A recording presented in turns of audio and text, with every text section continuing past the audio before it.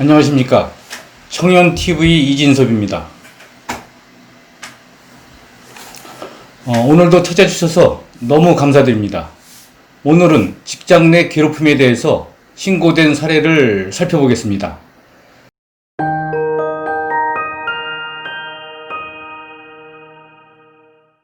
직장 괴롭힘의 판단 요소로는 첫 번째로 직장에서의 지위 또는 관계 등의 우위를 이용하고, 둘째로 업무상 적정 범위를 넘어야 하고, 셋째로 신체적 정신적 고통을 주거나 근무 환경을 악화시키는 행위여야 한다는 세 가지 핵심 요소를 모두 충족해야 성립된다는 것이죠.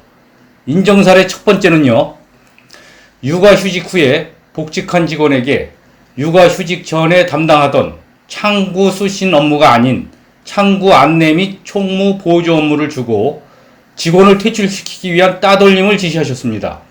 또한 피해자를 제외한 다른 직원들만 참석한 회의에서 피해자를 내쫓기 위하여 따돌림을 할 것을 지시하는 취지의 내용을 전달하였습니다. 이후 책상을 치우고 창구에 앉지 못하게 하는 등, 그를 직원으로 생각하지 않는다는 취지의 발언을 하는 등 피해자는 우울증을 심하게 앓았고 결국 퇴사했습니다. 이 사건을 살펴보면요, 회사 임원이라는 지위를 이용하여 다른 직원들에게 따돌림을 지시하는 등 행위를 하였고, 남녀고용평등법 제19조 제4항에 따라 육아휴직 후에 복귀한 직원에게는 휴직 전과 같은 업무 또는 같은 수준의 임금을 지급하는 직무에 복귀시켜야 하는 법정 의무가 있음에도 이를 무시하고 오히려 육아휴직 후에 복귀한 직원을 퇴출시킬 목적으로 보조 업무를 보유하고 책상을 치우는 등의 행위를 한 것은 업무상 필요성이 없는 행위에 해당합니다. 육아휴직 후 복귀한 직원을 상대로 다른 직원들에게 따돌림을 지시하거나 직접 나서서 책상을 치우거나 비하 모욕하는 발언을 하는 등의 행위는 사회통념상 상당하지 않은 행위입니다. 또한 피해자는 극심한 정신적 스트레스로 인한 우울증을 앓았으며 결국 퇴사하였습니다. 따라서 직장 내 괴롭힘으로 판단이 돼서 처벌을 받은 사례가 되겠습니다.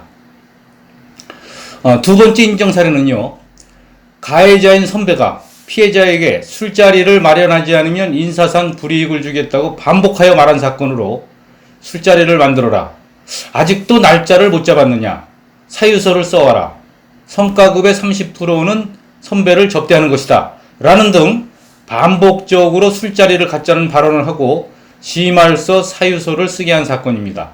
이 사건도 직장 내 괴롭힘으로 판단된 사건인데요, 직장 내 입사 선배라는 관계의 우위를 이용하였고 술자리를 마련하도록 강요하고 불응하는 경우 심할서 등을 쓰게 하는 등 사회통념상 상당하지 않은 행위를 하였고, 피해자는 선배 직원의 이 같은 강요로 정신적 고통을 당하였던 사건입니다.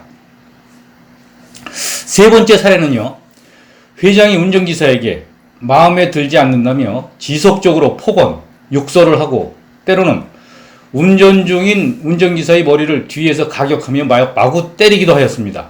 또한 룸미러와 사이드미러를 접은 상태에서 운전하도록 하여 피해자는 극도의 스트레스 속에서 운전 업무를 수행하였습니다.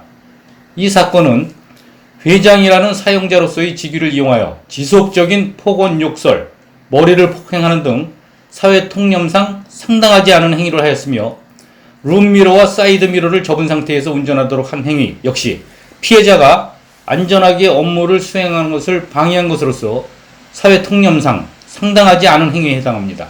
또한 피해자는 머리를 폭행당한 것에 대한 신체적 고통 및 폭언, 폭설, 욕설, 비정상적인 방식의 운전 업무 지시에 따른 정신적 고통을 당하여 직장 내 괴롭힘에 해당하는 것으로 판단되었습니다. 다음은 네 번째 사례입니다. 회식 자리에서 직장 상사가 소주병을 거꾸로 쥐어잡고 피해자를 가격하려고 위협하고, 또 고객들 앞에서도 피해자의 목을 짓누르는 등 신체적 폭력을 가하기도 하였으며, 또한 상사인 부장과 다른 직장 동료가 한자리에 모인 자리에서 피해자에게 종이를 던지면서 모욕을 주는 행위를 가하기도 하고, 또 차렷 자세로 인사를 반복적으로 시키는 등 지속적인 괴롭힘을 가하였습니다.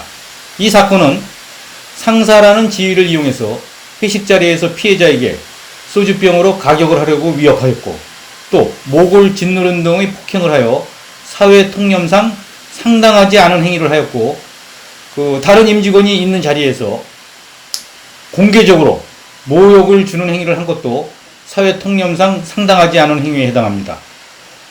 또한 폭행 행위로 인한 신체적 고통 및 모욕적 행위로 인한 정신적 고통을 인정하여 직장 내 괴롭힘으로 판단된 사례입니다. 다음 5번째 사례입니다. 피해자가 본래 업무에 더하여 대표자의 개인적인 일까지 보며 운전기사, 수행비서 역할까지 하였고, 눈이 많이 온 날 겨울에 맨손으로 대표의 부인 자동차 눈제거 작업까지 시켰습니다. 또한 직원들을 동원해서 자기 개인 밭에 옥수수 수확과 판매까지 시켰습니다. 이 사건은 사용자로서의 지위를 이용하여 대표의 개인적인 용무에 동원시키는 등 업무상 필요성이 없는 행위를 하였고, 피해자는 대표의 행위로 인하여 업무와 무관한 일을 해야 하는 등 근무 환경이 악화되었습니다. 따라서 이 사건 또한 직장 내 괴롭힘에 해당하는 것으로 판단되었습니다. 여러분, 오늘 직장 내 괴롭힘 사례를 몇 가지 살펴보았습니다. 직장 내 괴롭힘의 적극적인 예방과 조치를 통해서만이 근로자들이 안전하고 행복한 조직 문화 속에서 생산성 향상 등의 긍정적인 효과를 향유할 수 있다고 확신합니다.